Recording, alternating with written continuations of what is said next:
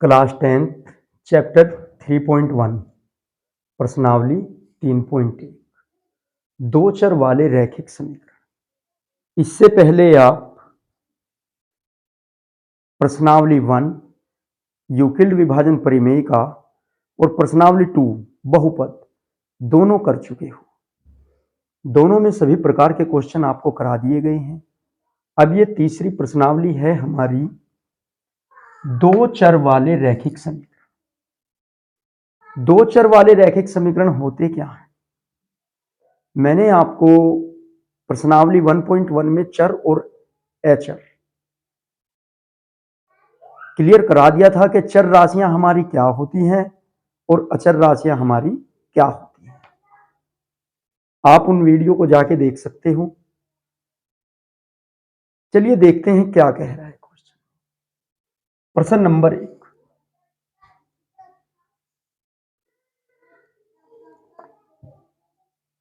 आफताब अपनी पुत्री से कहता है, आफताब नाम का कोई व्यक्ति है, वो अपनी पुत्री से कहता है 7 वर्ष पूर्व यानी कि 7 वर्ष पहले मैं तुमसे 7 गुनी आयु का था। 7 साल पहले आफताब अपनी पुत्री से 7 गुनी आयु का था। अब से 3 वर्ष बाद यानी कि अब जो तत्काल में आयु है, अब से 3 वर्ष बाद मैं तुमसे केवल 3 गुनी आयु का रह जाऊंगा। इस स्थिति को बीजगणितीय व ग्राफीय रूप में व्यक्त कीजिए। आपको आयु नहीं पूछ रहा है कि आफताब की वर्तमान आयु बताइए या उसकी पुत्री की आयु बताइए। वो कह रहा है एग्जामिनर कि आपको इस स्थिति को बीजगणितीय रूप में दर्शाना है और ग्राफीय रूप में भी हल करना है। अब मैं आपसे एक छोटी सी बात पूछूं कि माना आपकी वर्तमान आयु यानी कि तत्काल में अभी आपकी आयु 14 वर्ष है। कितने वर्ष है? 14 वर्ष है। अभी आपकी आयु, वर्तमान आयु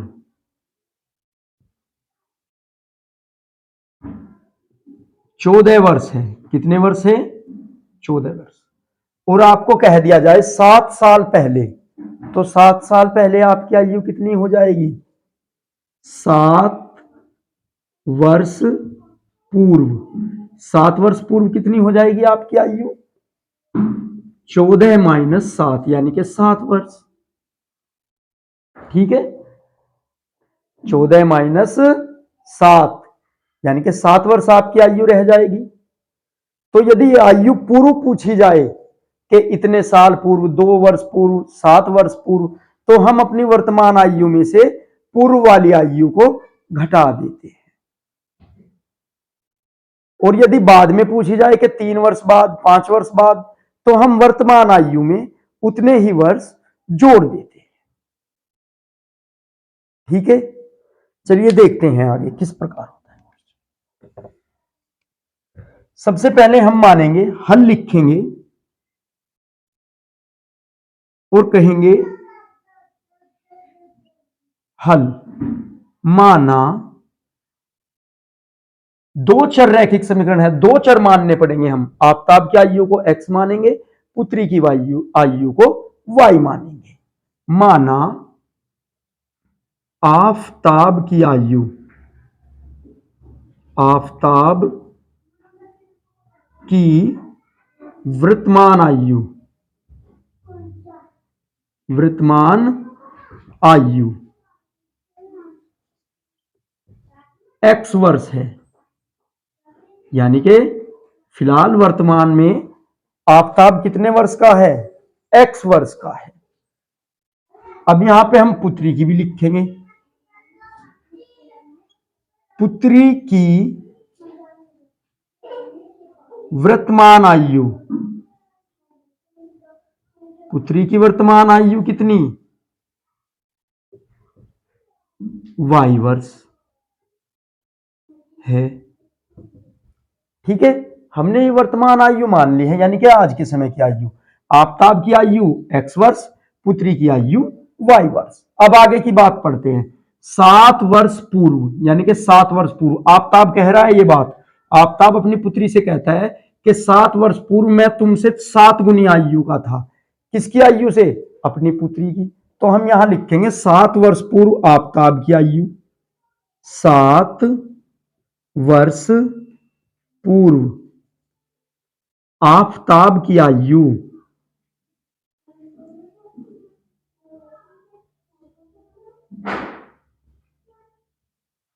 सात वर्ष पूर्व आफताब की आयु कितनी? मैंने बताया आपको कि यदि आपकी आयु अभी 14 वर्ष है और 7 साल पहले कह दिया जाए 7 वर्ष पूर्व आपकी आयु, तो आपने 14 में से 7 घटा के बताया कि सर हमारी आयु 7 वर्ष रह जाएगी। तो हमने कहा 7 वर्ष पूर्व आफताब की आयु कितनी? इस वर्तमान आयु में से, आज की आयु में से 7 घटा देंगे, इतने वर्ष है। ठीक है। उसने कहा 7 वर्ष पूर्व मैं तुमसे 7 गुनी आयु का था, तो हम कहेंगे पुत्री की आयु। 7 वर्ष पूर्व पुत्री की आयु, 7 वर्ष पूर्व पुत्री की आयु।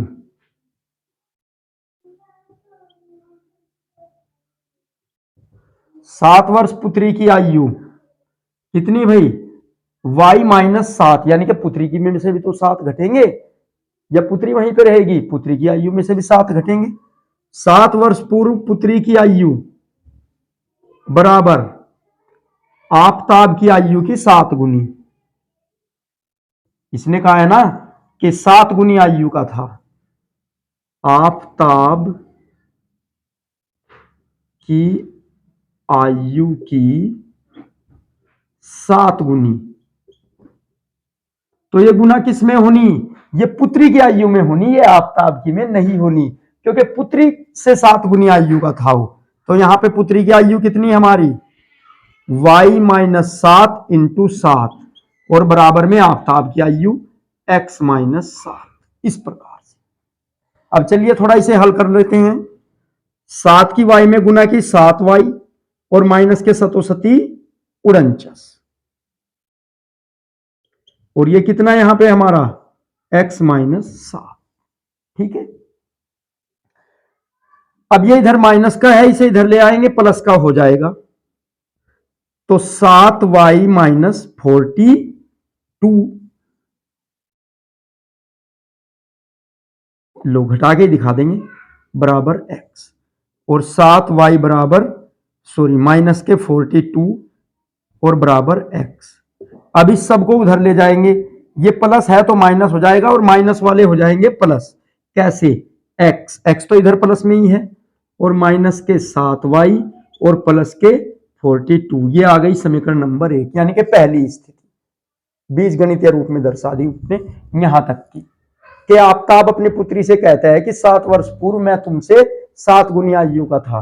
पहले हमने आफताब की वर्तमान आयु x मानी, पुत्री की y मानी, फिर उसने कहा 7 साल पहले, तो हमने आफताब की आयु में से 7 घटा दिए, इधर पुत्री की आयु में से भी 7 घटा दिए। उसने कहा 7 गुनी, तो पुत्री की आयु की 7 गुनी, पिता की आयु, तो इसमें 7 से गुना कर दिया पुत्री की आयु में। इस प्रकार से हमारा ये आ गया, हल करके क्या आ गई इक्वेशन? ये आ गई। अब दूसरी स्थिति क्या कही है इसने कि अब से 3 वर्ष बाद। ठीक है, यहां से यहां पे ये हो गया हमारा।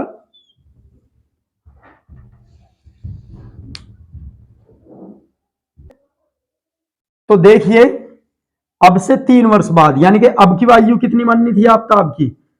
x वर्ष। तो यहां पे लिखेंगे अब से 3 वर्ष बाद आफताब की आयु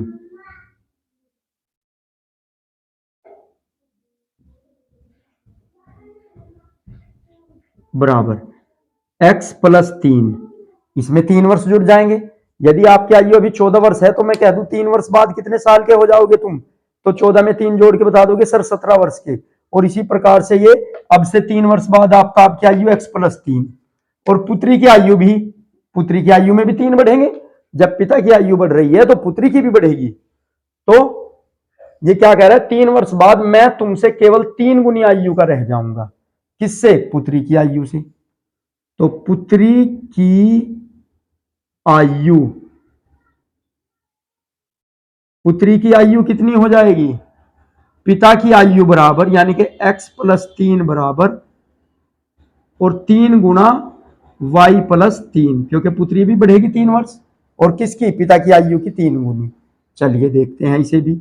x प्लस 3 बराबर 3 एकम 3y और 3 तिया 9। ये इधर प्लस है, उधर चला जाएगा माइनस हो जाएगा। तो x बराबर 3y प्लस 9 माइनस 3, और x बराबर 3y प्लस 6। ठीक है, इसे इधर ले आएंगे पूरे को। x इधर प्लस का है, प्लस माइनस के 3y और माइनस 6। यह आ गई समीकरण नंबर 2। ठीक है, यह हमने ग्राफीय रूप में व्यक्त कर दिया है। अगर आयु निकलवाए तो इस प्रकार से इसमें से हम आयु निकाल सकते हैं, लेकिन उसने आयु नहीं पूछी है। पहले वाले में क्या आई हमारी ग्राफीय समीकरण, सॉरी बीजगणितीय रूप में, x माइनस 7y प्लस 42। दूसरे में क्या आई है, x माइनस 3y माइनस 6। ये आ गई हमारी। अब इसको हमें करना है ग्राफीय रूप में व्यक्त। अभी क्वेश्चन हमारा पूरा नहीं हुआ है, अभी तो ये हमने बीजगणितीय रूप में ही दिखाई है, अभी दिखाएंगे हम ग्राफीय रूप में। चलिए इसे हटा देते हैं, आगे बढ़ते हैं। देखिए हमारी बीजगणितीय रूप में किस प्रकार आई है, x minus 7y plus 42, x minus 3y minus 6। अब यहां से हम x और y का वैल्यू इन बॉक्सों में रख लेंगे। समीकरण नंबर 1 के लिए x माइनस 7y प्लस 42 से ऐसे लिखेंगे हम, x बराबर 0 रखने पर, x बराबर 0 रखने पर, तो x की वैल्यू हम यहां पे 0 रखेंगे तो कितना हो जाएगा, 0 माइनस 7y प्लस 42, और ये 0 माइनस 7y बराबर उधर जाके ये माइनस का हो जाएगा 42। इसकी तो कोई वैल्यू ही नहीं रही, माइनस से माइनस कट गया, ये इधर गुना में उधर भाग में चला जाएगा। तो y बराबर 42 बटे 7, और 7 छंग 42, 6। y की वैल्यू 6 आई। कब आई, जब हमने x की वैल्यू 0 रखी, तो y की वैल्यू हमारी 6 आई। अब y बराबर 0 रख के देखेंगे हम इसमें।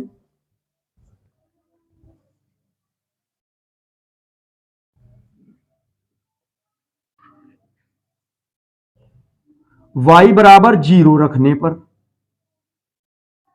y बराबर 0 रख देंगे, x माइनस 7 गुणा 0, y की जगह 0 रख दे, प्लस 42। तो ये तो 0 हो गया हमारा, और ये कितना बचा यहां पे, x प्लस 42, और उधर जाके x बराबर ये माइनस का हो जाएगा 42। तो जब हमने y का मान 0 रखा तो x का कितना आया हमारा, माइनस के 42। ये तो दिखाया हमने समीकरण नंबर 1 के लिए। अब दिखाते हैं समीकरण नंबर 2 के लिए। समीकरण नंबर 2 क्या है हमारी, x माइनस 3y माइनस 6। ऐसे ही बना लेंगे x और y, इस प्रकार से ये बॉक्सेज बना लिया हमने। यहां पे x और y की वैल्यू पुट अप कर देंगे जो जो आएगी। तो वही सबसे पहले x बराबर 0 रखने पर, x बराबर 0 रखने पर रख देंगे यहां पे 0 माइनस 3y माइनस 6। ये तो 0 हो गया यहां पे, तो इसके लिए कितना, माइनस के 3y बराबर उधर जाके 6 प्लस प्लस हो गया, इधर माइनस है तो ये इधर गुणा में उधर भाग में चला गया। ठीक है, माइनस का 3, तो माइनस प्लस 6 बटे माइनस 3, और 3 दूनी 6, माइनस का 2, माइनस से माइनस कट गया, तो ये कितना आया 0, और ये आ गया माइनस का 2y की वैल्यू। ठीक है, इस प्रकार से अब y बराबर 0 रख देंगे, तो ये तो हो गया 0, और ऊपर क्या आएगा, उधर जाके 6, इस प्रकार से। तो हमारा दोनों समीकरण के लिए हमने दिखा दिया मूल बिंदु। ये क्या है हमारे इसके, 0 6, 0 माइनस 42 माइनस 2 0, और 0 और 6। तो यहां तक ये क्लियर हो चुका होगा। अब इसे रखेंगे ग्राफीय रूप में व्यक्त करेंगे। ग्राफीय रूप में किस प्रकार व्यक्त करेंगे, चलिए देख लेते हैं। इसे हटा देते हैं और आपको ग्राफ बना के मैं समझा देता हूं।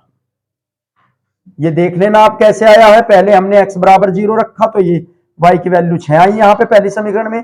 फिर हमने y बराबर 0 रखा तो y की x की वैल्यू माइनस वाई 42 आ गई। इसी प्रकार यहाँ पे x बराबर 0 रखा तो y की वैल्यू -2, x बराबर y बराबर 0 रखा तो x की वैल्यू हमारी 6 आ गई। ये है हमारा कॉन्सेप्ट। चलिए देखते हैं ग्राफीय रूप में व्यक्त करना। मान हमारे क्या क्या आए हैं, x -7 प्लस 42, इसका मान x का आया है 0, y का 6, फिर x का -42 और y का 0। कौन सी समीकरण के लिए, x -7 प्लस 42। तो सबसे पहले हम दर्शाएंगे x की स्थिति। यहाँ पे क्या है, x का बिंदु 0 और ये होते हैं हमारे यहाँ पे मूल बिंदु 0 0। तो यहाँ पे x की स्थिति तो 0 है और y कहाँ पे है 6। तो इधर से y हमारे ये y अक्ष है ऊपर और नीचे, नीचे की ओर माइनस में, ऊपर की ओर प्लस में, और ये हमारा x अक्ष है। इधर दाईं ओर आपके प्लस में और बाईं ओर आपके माइनस में, ये सब मान के ये माइनस में है। ठीक है, तो चलिए देखते हैं। x की स्थिति तो 0 है और y की 6, तो यहां पे हमने लिख दिया 0 6। ठीक है, यहां पे इस प्रकार से।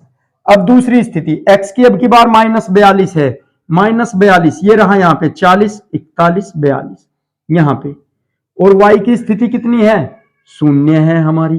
ठीक है, तो ग्राफ कहां से बनेगा, ये देखिए इस प्रकार से हम इसको इससे मिलाएंगे और ये यहाँ पे -42 है तो ये तो यहीं पे रहा, तो ग्राफ कहां से आएगा हमारा, ये इस प्रकार आ जाएगा। किस समीकरण के लिए, x -7 प्लस 42 के लिए।